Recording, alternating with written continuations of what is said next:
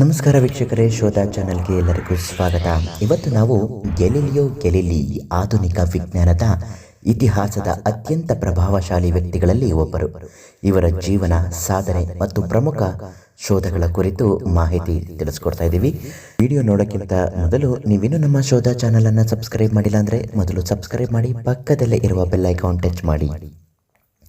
ಗ್ಯಾಲಿಲಿಯೋ ಗ್ಯಾಲಿಲಿ ಅವರು ಫೆಬ್ರವರಿ 15, 1564ರಂದು ಇಟಲಿಯ ಪೀಸಾ ನಗರದಲ್ಲಿ ಜನಿಸಿದರು.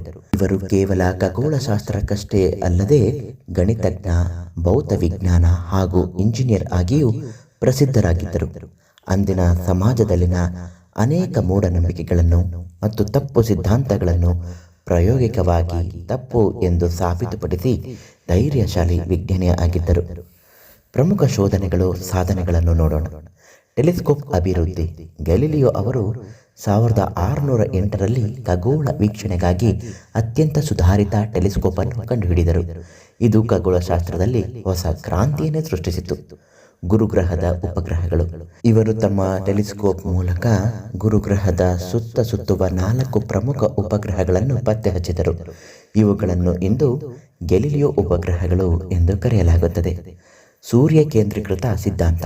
ಅಂದಿನ ಕಾಲದಲ್ಲಿ ಭೂಮಿಯೇ ಬ್ರಹ್ಮಾಂಡದ ಕೇಂದ್ರ ಹಾಗೂ ಸೂರ್ಯ ಭೂಮಿಯನ್ನು ಸುತ್ತುತ್ತದೆ ಎಂಬ ನಂಬಿಕೆ ಇತ್ತು. ಆದರೆ ಗ್ಯಾಲಿಲಿಯೋ ಅವರು ಕೋಪರ್ನಿಕಸ್ ಸಿದ್ಧಾಂತವನ್ನು ಬೆಂಬಲಿಸಿ ಸೂರ್ಯನೇ ಕೇಂದ್ರವಾಗಿದ್ದು ಭೂಮಿ ಸೇರಿದಂತೆ ಇತರ ಗ್ರಹಗಳು ಸೂರ್ಯನ ಸುತ್ತುತ್ತವೆ ಎಂಬುದು ಪ್ರಾಯೋಗಿಕವಾಗಿ ನಿರೂಪಿಸಿದರು.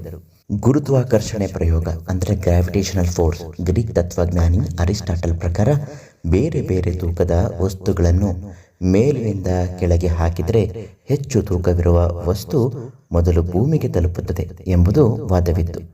ಗ್ಯಾಲಿಲಿಯೋ ಅವರು ಪೀಸದ ಒಳಗೋಪುರದಿಂದ ವಿಭಿನ್ನ ತೂಕದ 2 ಕಬ್ಬಿಣದ ಗೋಲಿಗಳನ್ನು ಒಟ್ಟಿಗೆ ಹಾಕಿ ಅವೆರಡೂ ಒಂದೇ ಸಮಯದಲ್ಲಿ ಭೂಮಿಯನ್ನು ತಲುಪುತ್ತವೆ ಎಂದು ತೋರಿಸುವ ಮೂಲಕ ಅರಿಸ್ಟಾಟಲ್ನ ವಾದ ತಪ್ಪು ಎಂದು ಸ್ಥಾಪಿಸಿದರು. ಇತರ ಶೋಧಗಳನ್ನು ನೋಡೋದಾದರೆ ಇವರು ವೈದ್ಯಕೀಯ ಕ್ಷೇತ್ರದಲ್ಲಿ ಸಹಕಾರಿಯಾದ ಪಲ್ಸ್ ಮೀಟರ್, ಗಣಿತ ಸಮಸ್ಯೆಗಳನ್ನು ಬಿಡಿಸಲು ಪ್ರೊಪೋರ್ಷನಲ್ ಕಂಪಾಸ್ ಹಾಗೂ ತಾಪಮಾನ ಬದಲಾವಣೆ ತಿಳಿಯಲು ಗ್ಯಾಲಿಲಿಯೋ ಥರ್ಮಾಮೀಟರ್ ಅನ್ನು ಸಹ ಆವಿಷ್ಕರಿಸಿದರು. ಗ್ಯಾಲಿಲಿಯೋ ಅವರು ವೈಜ್ಞಾನಿಕ ಸತ್ಯಗಳು ಅಂದಿನ ಚರ್ಚ್ ಹಾಗೂ ಧಾರ್ಮಿಕ ನಂಬಿಕೆಗಳಿಗೆ ವಿರುದ್ಧವಾಗಿದ್ದರಿಂದ ಚರ್ಚ್ ಅಧಿಕಾರಿಗಳು ಇವರನ್ನು ರೋಮ್ ನಗರಕ್ಕೆ ಕರೆಸಿ ವಿಚಾರಣೆಯನ್ನು ನಡೆಸಿದರು. ತಮ್ಮ ಸಿದ್ಧಾಂತಗಳನ್ನು ಎಲ್ಲೂ ಪ್ರಚಾರ ಮಾಡಬಾರದು ಎಂದು ನಿರ್ಬಂಧ ವಿಧಿಸಲಾಯಿತು. ಆದಾಗ್ಯೂ ಅವರ ಧೈರ್ಯವಾಗಿ dialogue concerning the 2 chief world system ಎಂಬ ಪುಸ್ತಕವನ್ನು ಬರೆದು ತಮ್ಮ ಸಂಶೋಧನೆಗಳನ್ನು ಪ್ರಕಟಿಸಿದರು. ಇದರಿಂದಾಗಿ ಅವರು ಜೈಲು ಶಿಕ್ಷೆ ವಿಧಿಸಲಾಯಿತು. ಕೊನೆಗೆ ಜನವರಿ 8, 1642ರಂದು ಗ್ಯಾಲಿಲಿಯೋ ಅವರು ಗೃಹ ಬಂಧನದಲ್ಲಿಯೇ ಕೊನೆ ಉಸಿರೆಳೆದರು. ಇದು ಗ್ಯಾಲಿಲಿಯೋ ಅವರ ಜೀವನದ ಒಂದು ಪುಟ್ಟ ಶೋಧನೆಯ ಮಾಹಿತಿ. ನಾಳೆ ಮತ್ತೊಂದು ಮಾಹಿತಿಯೊಂದಿಗೆ ನಿಮ್ಮನ್ನು ಭೇಟಿ ಮಾಡುತ್ತೇವೆ. ಅಲ್ಲಿ ತನಕ ಶೋಧ ಸದಾ ನಿಮ್ಮೊಂದಿಗೆ. ಧನ್ಯವಾದ.